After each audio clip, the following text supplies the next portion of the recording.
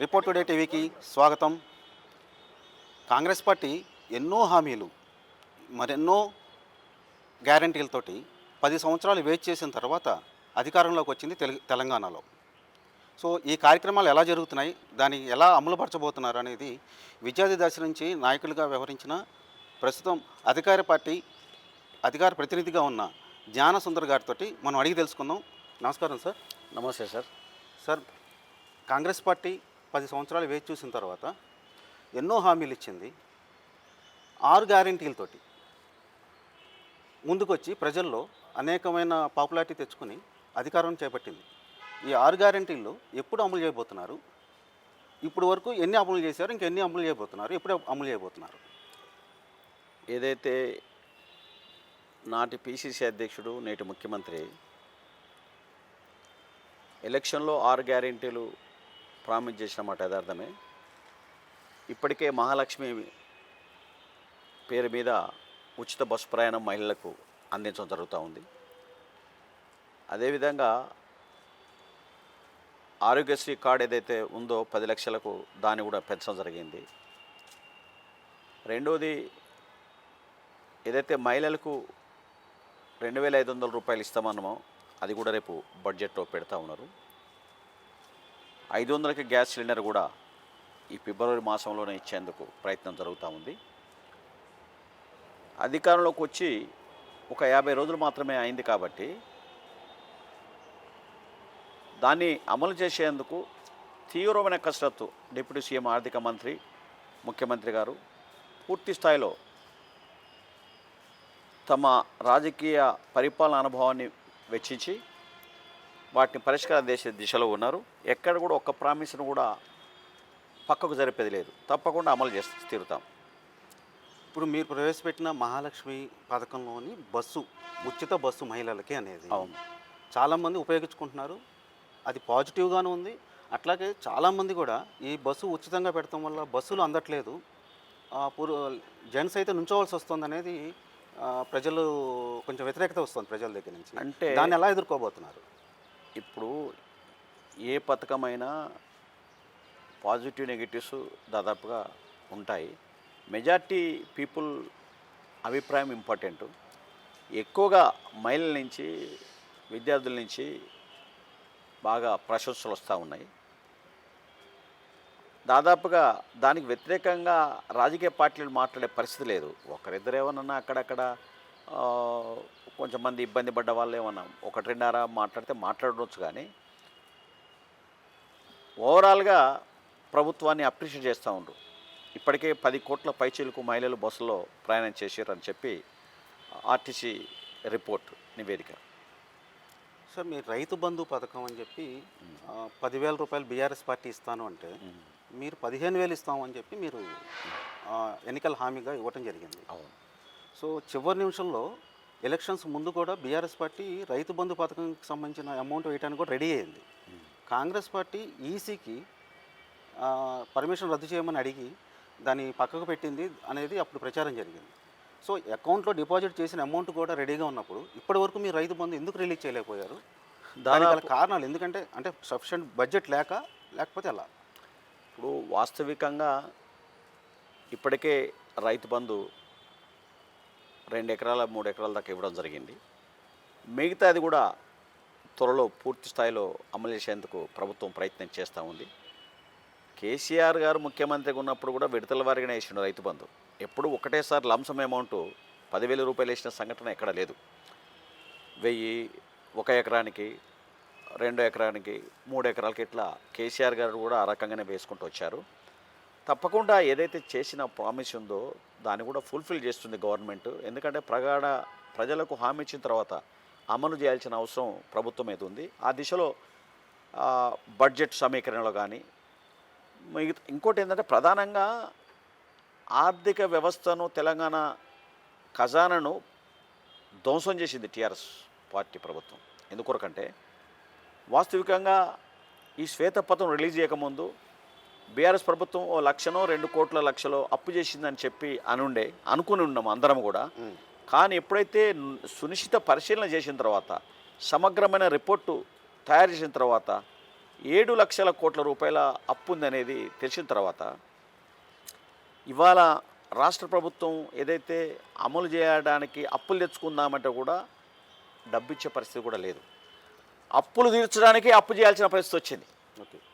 TRS government చేసిన అప్పులను ఏదైతే ఉందో దాన్ని తీర్చడానికి ప్రభుత్వం దగ్గర డబ్బు లేక మళ్ళీ అప్పు చేయాల్సిన పరిస్థితి వస్తుంది. సో ఈ ఈ ఈ సందర్భంలో మరి రైతు బందే కానీ మిగతా హామీలు ఇచ్చినవి కానీ అమలు పరచడానికి మీ దగ్గర ఏమైనా ప్రణాళిక ఉందా సిద్ధంగా? అంటే రాష్ట్ర ఆర్థిక శాఖ మీరే చెప్తున్నారు బడ్జెట్లో ప్రవేశపెట్టాలని. yes, yes. బడ్జెట్ కాకుండా మీరు హామీలు ఇచ్చారు.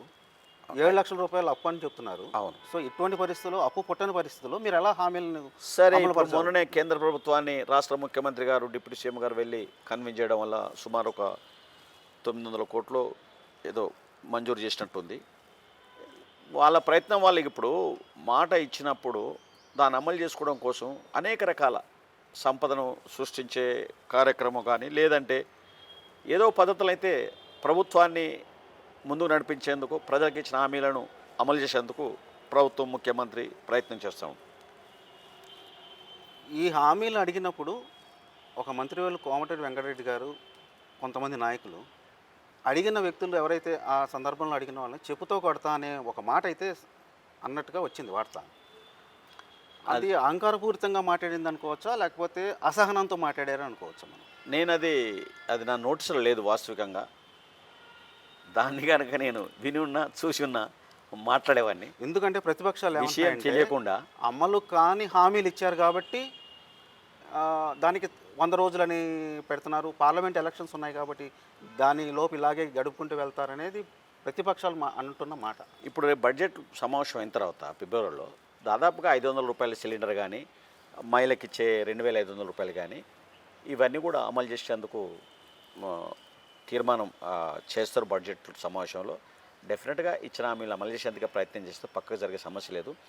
నేనేమంటున్నానంటే, ఇప్పుడు టీఆర్ఎస్ పార్టీలో ఉండబడిన నాయకులు అవుతుండ్రో కేటీఆర్ కానీ హరీష్ కానీ ఒక్కసారి పరిశీలిస్తే కాంగ్రెస్ పార్టీలో ఉండబడిన లోపాల గురించో లేకపోతే ప్రభుత్వం అమలు చేయట్లేదని చెప్పి తీవ్రమైన ఒత్తిడి చేసేదానికి ప్రధాన ఉద్దేశం ఏంటంటే, వాళ్ళు చేసిన ఆర్థిక సంక్షోభం కానీ ఆర్థిక దోపిడీ కానీ ఆ విషయాలను గవర్నమెంటు బయటపెట్టే పరిస్థితుల్లో ప్రయత్నం చేస్తూ ఉంది. ఎవరు ఎక్కడ ఉదాహరణకు మీకు చెప్తున్నా, మల్లన్న సాగర్ ఉంది, 1,27 కోట్లకు అంచనా వేసిండ్రు, 90 లక్షల రూపాయలు ఖర్చు పెట్టారు. దాంట్లో 40,000 ఎకరాలు మాత్రమే పారుతూ ఉంది, సాగునీరు అంతా ఉంది పొలాలకి. వాస్తవికంగా 100 రూపాయలు ఖర్చు పెడితే ఒక 10 రూపాయలు మాత్రమే ప్రజలకు ఉపయోగపడుతుంది.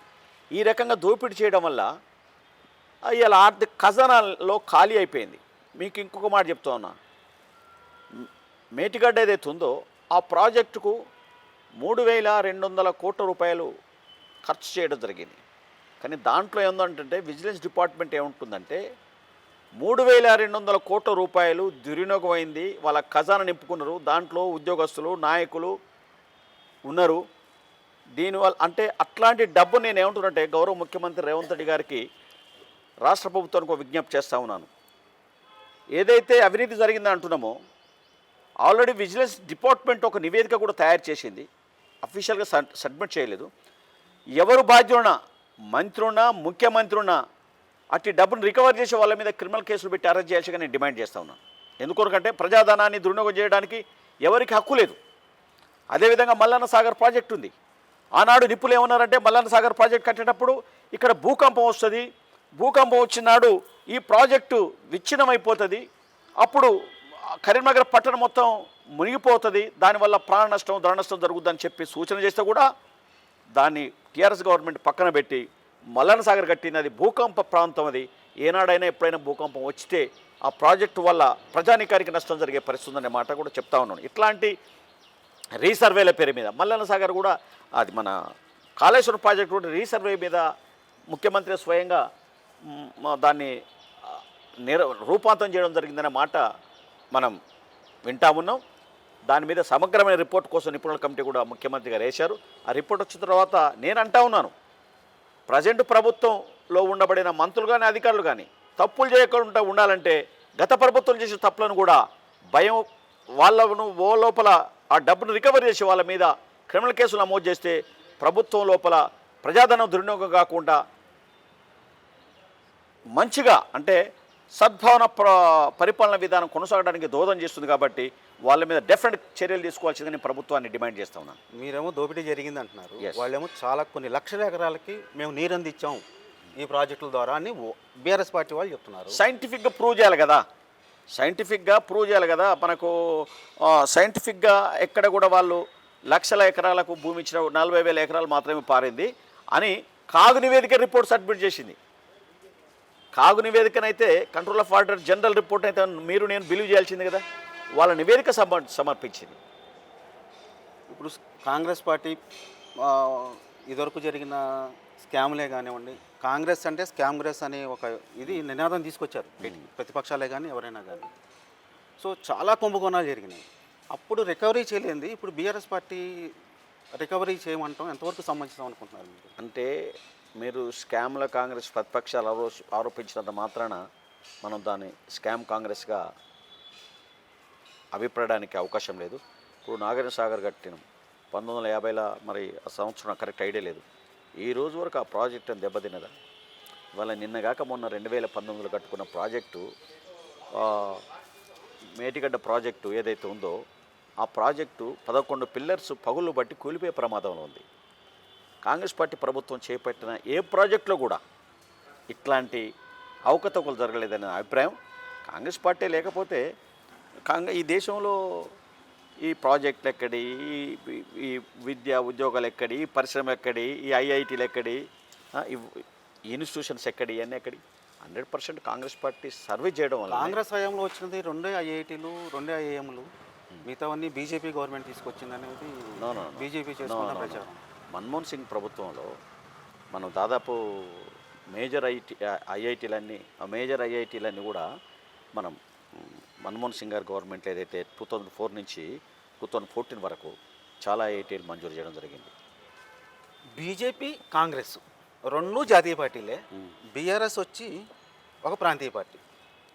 సో ఫ్యూచర్లో ఏమన్నా జాతీయ పార్టీ అయితే బీఆర్ఎస్తో మనకి ప్రాబ్లం ఉంటుంది అనుకుని 2 జాతీయ పార్టీలు బీజేపీ అండ్ కాంగ్రెస్ కలిసి బీఆర్ఎస్ని ఓడించాయనేది బీఆర్ఎస్ ప్రధానమైన ఆరోపణ ప్రస్తుతం. ఇది చాలా నిరాధారమైన ఆరోపణ, సత్య నిరూపణ చేయలేని ఆరోపణ. ఎందుకొరకంటే బీజేపీతోని పోరాటమే కాంగ్రెస్ పార్టీ చేస్తుంది. మేము ఎట్లా బీజేపీ పార్టీతోని అంతర్గత ఒప్పందం ఉంటుంది?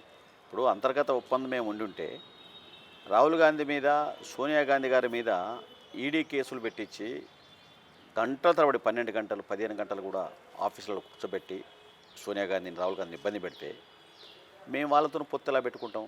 ఈనాడు రాహుల్ గాంధీ జోడో యాత్రలో పూర్తిగా బీజేపీకి వ్యతిరేకమైన ప్రచారం జరుగుతూ ఉంటే, కుల మతాలకు అతీతంగా లౌకిక రాజ్యాంగం అన్నది అందరం ఏకీభావంతో వీఆర్ ఇండియన్స్ అనే పద్ధతిలో ఆయన యాత్ర చేస్తూ ఉంటే, బీజేపీ ప్రభుత్వ మతతత్వ కులత్వ రాజకీయాలను వ్యతిరేకిస్తూ చేస్తుంటే మాతోనే ఎలా పొత్తుంటుంది? అంటే సామెత ఉంది కదా సార్, శత్రువు మిత్రుడు అవుతాడు అని. అట్లా ఏమన్నా వీళ్ళు బీఆర్ఎస్ ఏమన్నా మీకు ఏమన్నా ఓడలేక గెలవలేక మధ్యలో ఓడే అన్నట్టు ఏదో సామెత ఉంది. ఓకే, వాళ్ళు గెలవలేక ఏదో ప్రజల్ని పక్కదోవ పట్టించే కార్యక్రమం తప్ప, ఒకవేళ బీజేపీతోని కాంగ్రెస్ పార్టీకి అవగాహన ఉంటే మా మీద ఏదైతే కేసులు ఉంటాయో ఆ కేసుల్ని ఎట్లా పెడతారండి? తర్వాత తెలంగాణ రాష్ట్రానికి వచ్చిన ప్రతిసారి అమిత్ షా కానీ, మోడీ గారు కానీ కాళేశ్వరం ప్రాజెక్టు వారికి ఏటీఎంగా ఉపయోగపడదని చెప్పి అనేకసార్లు అనడం జరిగింది. నిజంగా అట్లాంటి అంటే ఏటీఎంగా ఉపయోగపడదని మీరే అంటున్నప్పుడు వాళ్ళ మీద ఎందుకు క్రిమినల్ కేసులు నమోదు చేయలేదు? ఒకటి. మరి బీజేపీతర పక్షాలన్నిటి మీద కూడా కేసులు పెడుతున్నారు కదా మీరు, ముఖ్యమంత్రుల మీద. ఇప్పుడు కేజ్రీవాల్ మీద కానీ, మిగతా కాంగ్రెస్ ప్రభుత్వాలు ఎక్కడైతే 1-2 వారం ఉన్నాయో, ఇప్పుడు కర్ణాటకలో డీకే శివకుమార్ మీద కానీ ఇట్లాంటి కేసులు పెడుతున్నారు కదా. మరి ఒకవేళ అదే నిజమైతే కవిత లిక్కర్ కేసులో ఉంది, కవిత మీద క్రిమినల్ కేసులు నమోదు చేయాలిగా. కేసీఆర్ అవినీతి పడని చెప్పి మోడీనే స్వయంగా అన్నప్పుడు వాళ్ళ మీద కూడా మరి ఈడీ దాడులు జరగాలి కదా.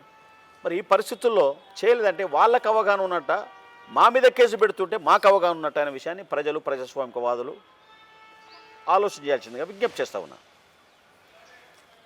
ఇప్పుడు ముఖ్యమంత్రి గారి మీద, రేవంత్ రెడ్డి గారి మీద ఓటుకు నోటు కేసు ఆల్రెడీ నడుస్తోంది. సుప్రీంకోర్టులో ప్రస్తుతం నడుస్తుంది అది. ఇప్పుడు ప్రతిపక్షాలు అన్నది ఏంటంటే మరీ బీఆర్ఎస్ పార్టీ కేటీఆర్ అనే మాట ఏంటంటే మరో ఏకనాథ్ షిండే అవుతాడు రేవంత్ రెడ్డి అనేది ఒక ప్రచారం జరుగుతోంది. ఈ ఓటుకు నోటు కేసు మీరన్నట్టు బీజేపీతర పార్టీల మీద ముఖ్యమంత్రుల మీద కేసులు పెడుతున్న విషయం ఏదైతే ఉందో ఈ ఓటుకు నోటు కేసుని ఆ విధంగా ఉపయోగించుకుంటారని మీరు ఏమైనా భావిస్తున్నారా? ఇప్పుడు ఓటుకు నోటు కేసు విషయం సుప్రీంకోర్టు డిసైడ్ చేయాలి. ఉదాహరణకు మీకు నాడు ముఖ్యమంత్రి మోడీగా ఉన్నప్పుడు 2002లో గుజరాత్లో బిల్కిస్ బానో మీద నిండు శూలాలు 5 నెలల తల్లి ఆమె మీద అత్యాచారం చేస్తే వాళ్ళ బంధువుల్ని 14 మందిని హత్య చేస్తే అటువంటి వాళ్ళను కేంద్ర ప్రభుత్వం ఒత్తిడి ద్వారా రాష్ట్ర ప్రభుత్వం తప్పుడు విధానాల ద్వారా రిలీజ్ చేస్తే సుప్రీంకోర్టు మొన్న పునఃసమీక్ష చేసి వాళ్ళ బెయిల్స్ రద్దు చేయడం జరిగింది. అంటే సుప్రీంకోర్టు ఈజీగా ఎవరో ఇన్ఫ్లుయెన్స్ చేస్తానో ఇంకోటో చేస్తానని అనుకోను. కోర్టుల పట్ల మాకు ప్రగాఢ విశ్వాసం ఉంది. కోర్టు నిర్ణయానికి కట్టుబడి ఉంటాం. కానీ ఎవరో ఇన్ఫ్లుయెన్స్ చేస్తే అవుతుందని నేను అనుకోవట్లేదు. ఎందుకంటే ప్రజల్లో కూడా అనుమానం ఎందుకు వస్తుందంటే సాంప్రదాయం ప్రకారం ఇప్పుడు దాకా జరిగిన రాష్ట్ర ప్రభుత్వాలు ఎవరు అధికారంలో ఉన్నా కేంద్ర ప్రభుత్వాన్ని లేకపోతే ప్రధానమంత్రిని ముఖ్యంగా ముఖ్యమంత్రి ఒకడే వెళ్ళి కలవడం ఆనవాయితీ. కానీ కొత్త సాంప్రదాయాన్ని తెరదింపినట్టుగా కాంగ్రెస్ పార్టీ ఈ ఏకనాథ్ షిండే అవుతాడనే విషయంతో భయపడా లేకపోతే మరి ఏం కారణమో తెలియదు కానీ డిప్యూటీ ముఖ్యమంత్రి గారిని కూడా ముఖ్యమంత్రితో వెనకాల పంపించడం జరుగుతోంది. అది మనం చూసాం ఆల్రెడీ. ఎవరు పంపించట్లేదు. ముఖ్యమంత్రి గారే ఒక ఐక్య సంఘటన సమాజానికి సందేశం ఇవ్వడానికి మా ప్రభుత్వం ఏకపక్షంగా నియంతలాగా లేదు, ప్రజాస్వామ్య పద్ధతుల్లో నిర్ణయాలు తీసుకుంటాం కాబట్టి సీఎం గారే డిప్యూటీ సీఎం గారిని ఆహ్వానిస్తూ వెంట తీసుకెళ్తున్నారు. కానీ సీఎంకి డిప్యూటీ సీఎంకి పోర్ట్ఫోలియో ఒకటే ఉండదు కదా సార్. పోర్ట్ఫోలియో ఒకటే ఉండదుగా. డిప్యూటీ సీఎంకి పోర్ట్ఫోలియో వేరే ఉండదు, మంత్రిత్వ శాఖలు వేరే ఉంటాయి. ఉన్నప్పటికీ మీరు అన్నట్టు ఏక్నాథ్ షిండే అవుతాడు రేవంత్ రెడ్డి గారు అనే మాట పచ్చి అబద్ధము, అభూత కల్పన. ఎందుకొరకంటే ఇవాళ కాంగ్రెస్ పార్టీకి వెరీ లాయలిస్ట్గా సిన్సియర్గా అంకిత భావంతో రాష్ట్రంలో కాదు ఈ దేశంలోనే కాంగ్రెస్ పార్టీ తీసుకురావాలి అనే ఒక సంకల్ప బుద్ధితోని రేవంత్ రెడ్డి గారు పనిచేస్తున్న సందర్భంలో ఏక్నాథ్ షిండే అవుతాడనే మాట అది అభూత కల్పన మాత్రమే, ఊహాగానం మాత్రమే. ఇవాళ సిన్సియర్గా కేంద్రంలో కాంగ్రెస్ పార్టీని ఏ రకంగా తీసుకురావాలని చెప్పి తన శక్తి మేరకు ప్రయత్నం చేస్తూ ఉన్నారన్నమాట మీకు చెప్తా ఉన్నాను. డిప్యూటీ సీఎం తీసుకుపోవడంలో ఎవరికే నొప్పి అంటున్నా నేను. ఆయన తీసుకుపోతున్న ఆయన ఇష్టం ఉంది. ఒక ఐక్య సంఘటనతో ప్రభుత్వం నడిపిస్తున్న సందేశాన్ని సమాజానికి ఇవ్వాలనుకుంటుండు. ప్రభుత్వంలో కూడా మిగతా ఉన్నవారికి అందరికీ కూడా ఒక చక్కటి సందేశాన్ని యునైటెడ్గా ప్రభుత్వం నడుస్తునే మాట చెప్పడానికి కేసీఆర్ లాగా నియంత్రణతో పోకడం లేదు అని చెప్పడానికి ఐక్య సంఘటన సందేశాన్ని సమాజానికి ఇవ్వడానికి ప్రజలకు ఇవ్వడానికి తీసుకువెళ్తున్నాను నేను అనుకుంటున్నాను. ఎందుకంటే ఇప్పుడు ఈ ముఖ్యమంత్రి రేవంత్ రెడ్డి గారి మీద ఈ ఏకనాథ్ షిండే ఆరోపణే కానివ్వండి లేకపోతే ముఠా మేస్త్రి అనే మాట అనేవ్వండి అనేక ఆరోపణలు ప్రతిపక్షాలు ఈ మధ్యకాలంలో ఈ అధికారం చేపట్టినప్పటి నుంచి మొదలుపెట్టారు. అంతకుముందు వ్యక్తిగతంగా రేవంత్ రెడ్డి గారిని అన్నారు. ముఖ్యమంత్రి అయిన తర్వాత కూడా చాలా వరకు ప్రతిపక్షాలు ఆయన వ్యక్తిగతంగా దాడులు చేస్తడం జరుగుతుంది. దాన్ని కాంగ్రెస్ పార్టీ అదే లెవెల్లో అంటే అదే మా ఎత్తులో ఎందుకు దాన్ని ఎదుర్కోలేకపోతుంది, ఎందుకు దానికి సమాధానం చెప్పలేకపోతున్నారు కాంగ్రెస్ నాయకులు మరి ముఖ్యంగా? డెఫినెట్గా ఇప్పటికే సందర్భం వచ్చినప్పుడల్లా నా బోటోడిని నేనే రిప్లై ఇస్తున్నా గవర్నమెంట్కి, ప్రతిపక్షాలకి తప్పకుండా భవిష్యత్తు కాలంలో మొన్ననే గవర్నమెంట్ అధికారంలోకి వచ్చినాం కదా, మేము కూడా వాళ్ళ అసహనాన్ని పరిశీలిస్తున్నాం. మనిషికి అసహనం ఉండొద్దు. విమర్శలో కూడా ప్రజలు సమర్థించే పద్ధతిలో, ప్రజలు హర్షించే పద్ధతిలో విమర్శలు ఉండాలి తప్ప ఈ ప్రజలకు ఉపయోగం లేని ఆరోపణలు చేయడం వల్ల అది సమయం వృధా, ప్రజలను తప్పుదో పట్టించడం తప్ప మరొకటి కాదు.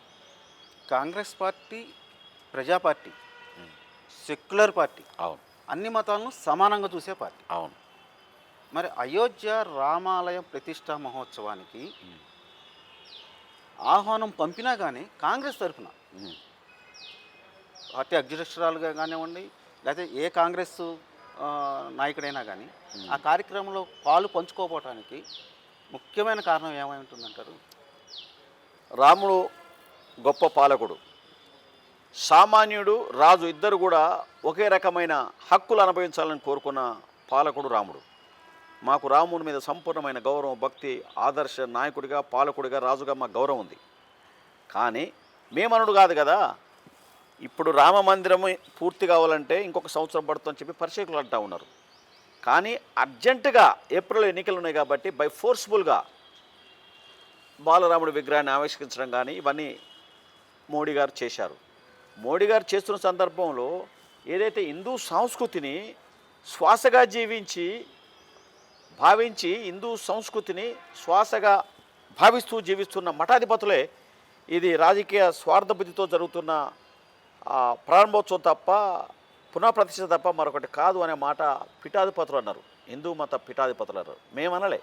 మేమేమన్నామంటే రాజకీయ లబ్ధితో జరిగే చర్యల్లో భాగంగా జరుగుతుంది కాబట్టి మేము వెళ్ళకుండా ఉన్నాం తప్ప మేము రాబోయే ఒక్క మాట అండి, ఇక్కడ రాజకీయ లబ్ధి అంటే అది దాదాపు 1999 నుంచి వాళ్ళ మేనిఫెస్టోలో కానీ బీజేపీ ఎన్నికల ప్రచారం ప్రతి సందర్భంలో మేము రామ మందిరం నిర్మిస్తామనే చెప్తారు. అవును.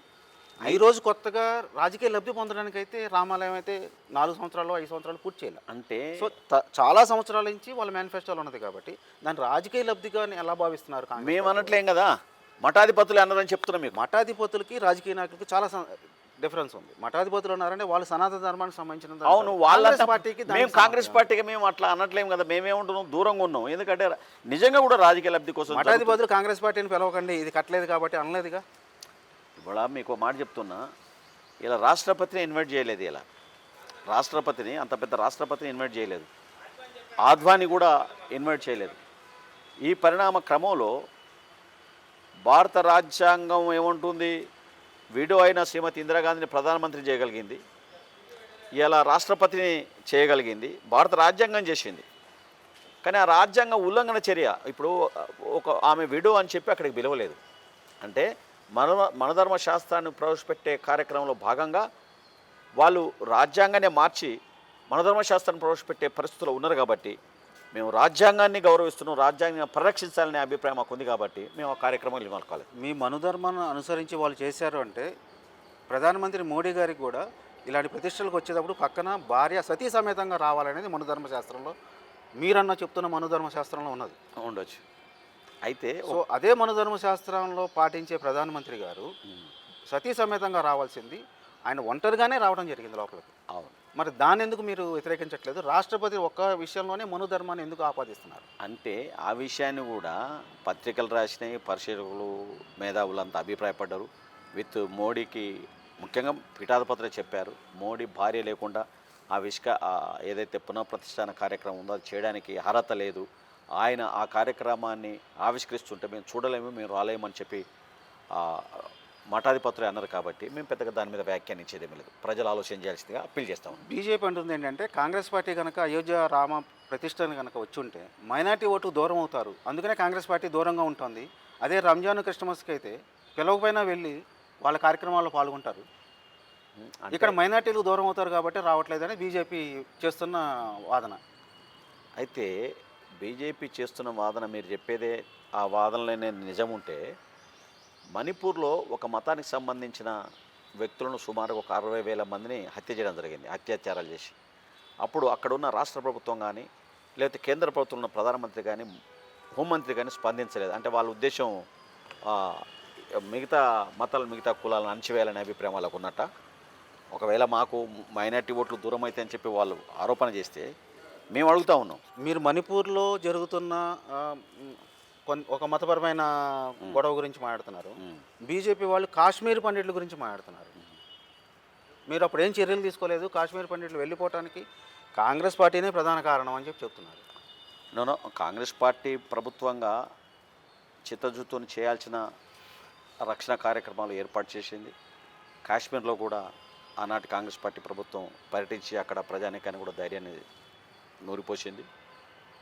వాళ్ళు ఏదైనా కానీ మళ్ళీ ఒక పర్యాయం బీజేపీ గవర్నమెంట్ను తీసుకొచ్చి ఏమంటారు, ఒకే దేశం ఒకేసారి ఎన్నికలనే విధానాన్ని కూడా తీసుకొచ్చి రాజ్యాంగాన్ని తుంగలో తొక్కే కార్యక్రమం జరుగుతూ ఉంది. దానివల్ల ఒక నియంత్రణతో ప్రభుత్వం ఏర్పాటు చేయబోయే పరిస్థితిలో మోడీ గారు ఉన్నారు. ఏ పరిస్థితుల్లో కూడా అది జరగకుండా రాజ్యాంగాన్ని పరీక్ష కార్యక్రమంలో కాంగ్రెస్ పార్టీ, బీజేపీ ఇతర పక్షాలను కూడా కలిసి కృషి చేస్తాం. తప్పకుండా రాజ్యాంగ పరిరక్షణ కోసం ప్రయత్నం చేస్తామనే మాట కూడా నేను చెప్తా ఉన్నాను. బీఆర్ఎస్ పార్టీ తరఫున గెలిచిన కొంతమంది ఎమ్మెల్యేలు ఇటీవల సీఎం రేవంత్ రెడ్డి గారిని కలవడం జరిగింది. వాళ్ళు కాంగ్రెస్ పార్టీలో జాయిన్ అవ్వబోతున్నారా, లేకపోతే వాళ్ళ వెనకాల ఇంకా చాలామంది ఉన్నారని అనుకోవచ్చా? అంటే వాస్తవికంగా కేసీఆర్ చేసిన పని మేము చేయదలుచుకోలేదు. కేసీఆర్ కాంగ్రెస్ పార్టీ ఎమ్మెల్యేలను అటు తెలుగుదేశం పార్టీ ఎమ్మెల్యేలందరినీ కొన్నాడు, బేరం పెట్టి సంతలో జంతువులను కొన్నట్టు కొన్నాడు. కానీ మేము ఆ పని చేయదలుచుకోలేదు. వాళ్ళు తమ నియోజకవర్గాల అభివృద్ధి కోసమో లేకపోతే ముఖ్యమంత్రిని గౌరవించాలనే సాంప్రదాయంతో ప్రజాస్వామిక పద్ధతులను వచ్చి కలిసి ఉంటారని నేను అనుకుంటున్నా. ఏ ఎమ్మెల్యేకైనా నా ప్రజలకు గెలిచిన ప్రజలకు న్యాయం చేయాలి, వాళ్ళ డెవలప్మెంట్ చేయాలనే అభిప్రాయం ఉంటుంది. దాని కొరకు వచ్చిన నేను భావిస్తున్నా. ఒకవేళ మేము కాంగ్రెస్ పార్టీ నుంచి ఎలాంటి ప్రయత్నం అయితే లేదు వాళ్ళను పార్టీలో చేర్చుకోవాలని. వాళ్ళకి ఇంట్రెస్ట్ ఉంటే ఉండవచ్చు. అంటే మీరు ఎలా భావిస్తున్నారు? వాళ్ళు నియోజకవర్గం అభివృద్ధి కోసం అని భావిస్తున్నారా, లేకపోతే అధికార పార్టీలోకి రావాలని వస్తున్నారని మీరు భావిస్తున్నారా? వాళ్ళ ఇంటర్నల్ అభిప్రాయాన్ని నేను డాక్టర్ లాగా శతస్కోప్ పెట్టి గుండె ఎట్లా కొట్టుకుంటుంది, లేకపోతే మన ఏమంటారు అది సైంటిఫిక్గా వాళ్ళ బ్రెయిన్లో ఏం మెదులుతుందనే విషయాన్ని నేను చెప్పలేను కదా. ఏదైనా కావచ్చు. మీ హైకమాండ్ నుంచి అయితే ఆదేశాలు అయితే ఉన్నాయి కదా.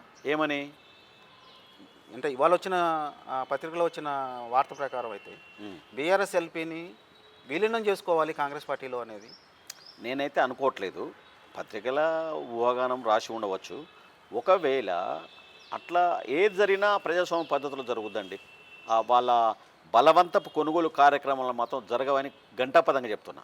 ఒకవేళ వాళ్ళకి ఇష్టం ఉండి జాయిన్ అయితే దానికి మేమేం చేసేది ఉండదు. ఒకవేళ తీసుకోవాలన్నా తీసుకోవద్దా అనేది పీసీసీ ప్రెసిడెంట్గా ముఖ్యమంత్రి కూడా ఒక్కరే ఉండరు కాబట్టి ఆలోచన చేసి ప్రజాస్వామ్య పద్ధతిలో కాంగ్రెస్ పార్టీ సహచర బృందంతో మాట్లాడి ఒకవేళ అట్లాంటిదే ఉంటే అట్లా నిర్ణయం తీసుకుంటే తప్ప రేవంత్ రెడ్డి గారు ఒక్కడే నిర్ణయం తీసుకోవడము లేకపోతే వాళ్ళను బై ఫోర్స్గా మీరు రండి అనడము అట్లాంటిదే జరగదు. ఏదున్నా డెమోక్రసీని రాజ్యాంగాన్ని ప్రొటెక్ట్ చేస్తూ కాంగ్రెస్ పార్టీ ప్రభుత్వ పాలన కొనసాగుతుంది. ప్రజలకు మేలైన కార్యక్రమాలు చేసి వాళ్ళ ప్రశంసలు అందుకోవడమే కాంగ్రెస్ పార్టీ లక్ష్యం.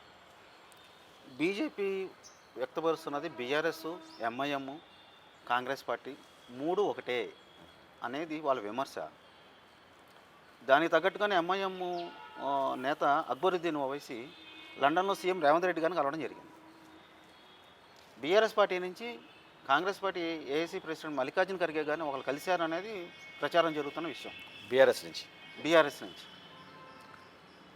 అయితే ఈ నేపథ్యంలో వాళ్ళ మీద చేస్తున్న మీరు అవినీతి ఆరోపణలు ఏవైతే మీరు అవినీతి జరిగింది, దోపిడీ జరిగింది అన్న దాని మీద మీరు ఎటువంటి చర్యలు తీసుకోబోతున్నారు? వాళ్ళు తీసుకుంటారా, తీసుకోరా?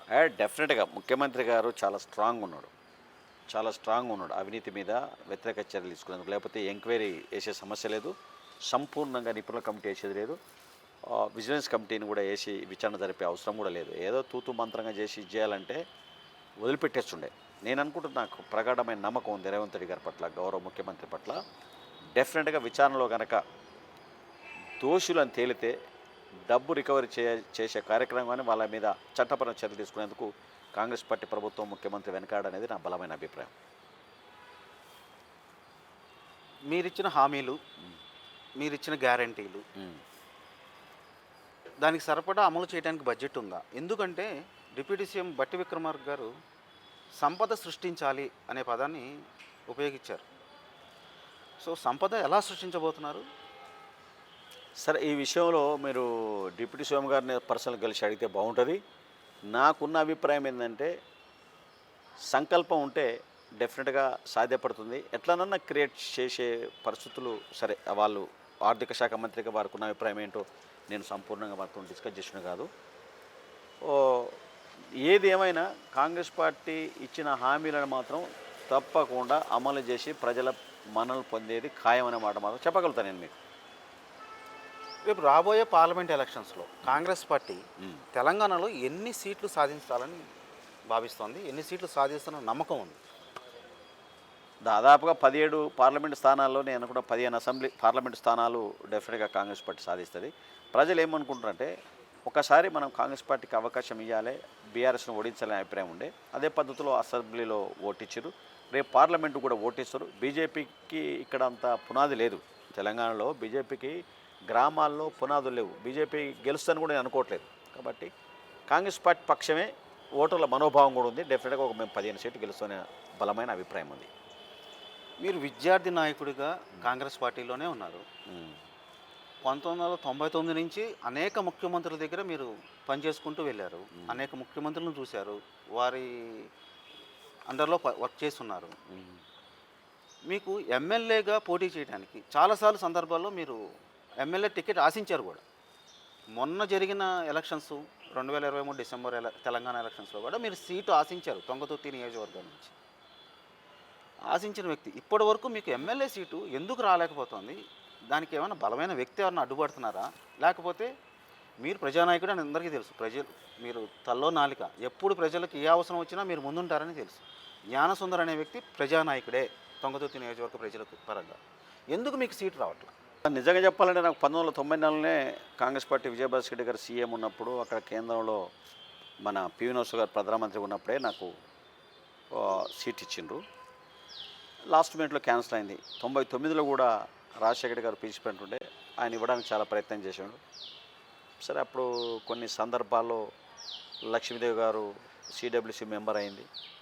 మాలా మాదిగ అనే ఇష్యూ అప్పుడు బలంగా నడుస్తున్న సందర్భంలో అన్న నాకు ఈ సీటు కావాలని ఒకటే సీటు సూర్యాపేట అడిగింది. అప్పుడు ఇవ్వడం జరిగింది. 2009లో గౌరవ మాజీ ముఖ్యమంత్రి స్వర్గీయ రాజశేఖర రెడ్డి గారు జ్ఞానసుందర్ నువ్వు పనిచేసుకోపో టికెట్ నీదని చెప్పిండు. వాస్తవికంగా అది పత్రికల్లో కూడా వచ్చింది. కొన్ని అనివార్య కారణాల వల్ల నీకు ఇవ్వలేకపోతున్నా అని చెప్పి క్యాంప్ ఆఫీస్లో ఒక 200-300 మందిలో నా భుజం తట్టి చేయి పట్టుకొని sorry I'm with you, I protect your political life, believe in my words, circumstances you are a deserve candidate but circumstances not cooperate with me అని చెప్పి వారు చెప్పడం జరిగింది. 2014 పనిచేసింది అనుకుంటున్నారు. కులం ఏమైనా పనిచేసింది అనుకుంటున్నారు? 2009లో కులం ఏం లేదు, కానీ మొన్న 2014లో సర్వేలలో నేనే ఉన్నా. తెలంగాణ ఉద్యమం కాడికి ఇవ్వాలని చెప్పి అక్కడ అప్పుడు బంద్ చేశారు. 2018లో సర్వేలో పబ్లిక్లో అన్నిట్లో నేను ఉన్నా. నిన్నటి ఎన్నికల్లో కూడా 2023లో కూడా సర్వే రిపోర్ట్ నా ఫేవర్ ఉంది. మొన్న కూడా ఏదో మాదిగలకి ఇవ్వాలని ఒక బలమైన అభిప్రాయంతో లాస్ట్ మినిట్లో మాదిగకి ఇవ్వాలనే దాని మీద నా టికెట్ క్యాన్సిల్ అయింది. అయితే నేనేమంటున్నా అంటే ఎన్నికల కొరకు టికెట్ల కొరకు నేను ప్రజల పనిచేయట్లేదు. ఎన్నికలను రాజకీయాలను ఆరాధనాభావంతో చేస్తా, సేవను శ్వాసిస్తా, ప్రజల కొరకు జీవిస్తా, ప్రజాసేవలో మరణిస్తానే సంకల్పం అది. ఆ టికెట్ రాజకీయాలు చేయనే కాబట్టి నేను ఎప్పుడూ నిరాశపడలే, నిస్పృహ చెందలే. టికెట్ రాకపోయినా వచ్చినా కానీ నా లక్ష్యం ప్రజల మధ్య ప్రజల కొరకు జీవిస్తూ ప్రజలను చైతన్యం చేస్తూ చివరి శ్వాస వరకు ప్రజా జీవనంలో ఉంటా. ఈ పదవులు వచ్చినా రాకున్నా నాకు వాటితోనే పెద్ద ఇది లేదు. వస్తే మంచిది, అదే రాకపోతే కూడా నిరాశపడి కూలబడను. ఎందుకు కూలబడనంటే నా సంకల్పం అది. ప్రజాసేవలో మరణించాలనే దృఢ సంకల్పం ఉన్నది. అది రాజశేఖర్ గారు కూడా అప్పుడట్నే చెప్పింది. కాబట్టి సరే వెయిట్ చేద్దాం. ఇప్పటికే చాలా పర్యాయాలు మిస్ అయినా ఒక్క దినము కూడా నేను నిస్పృహ చెందలేదు, నిరాశపడలేదు, భయపడలేదు, బాధపడలేదు, వేదన పడలేదు. ఎందుకొరకంటే నేను ఒక చిన్న మాట చెప్తా మీకు ఈ సందర్భంగా. మనసు మెదిపితే ప్రజల గురించి ఆలోచన చేస్తా, నేను కళ్ళం కదిపితే ప్రజలకు రాస్తా, నేను గలం విప్పితే ప్రజల పక్షం వహిస్తా, నా హృదయం స్పందిస్తే ప్రజల కొరకు ఉద్యమిస్తా, ఆస్తి పాస్తుల మీద ఆశ లేనివాడిని, ప్రజా సమస్యల మీద అవగాహన ఉన్నవాడిని, ప్రజల పనులు అలసి ఆకలి తీర్చుకునేవాడిని. అందుకే మిత్రమా బానిసగా జీవించలేను, యజమానిగా వ్యవహరించలేను, బాధితుల బంధువుగా, అనాథల ఆత్మీయునిగా, సత్యానికి సన్నిహితునిగా, సమన్యాయం స్నేహితునిగా, మహాపురుషుల మార్గంలో జీవిస్తున్నా, ప్రజాసేవలో మరణిస్తా అన్న అంతరంగం రాసుకున్నా. ఈ అంతరంగమే సాక్షి నా రాజకీయాలకు. అవి పదవుల కోసం పైసల కోసం ఆడపడి నేను పెద్దగా పరిగెత్తేవాడిని కాదు. మీరు మంచి ఫ్యూచర్లో కాంగ్రెస్ నాయకుడిగా ఎన్నో పదవులు అలంకరించాలని రిపోర్ట్ టుడే టీవీ తరఫున మేము కోరుకుంటున్నాం. Thank you very much sir. నమస్కారం.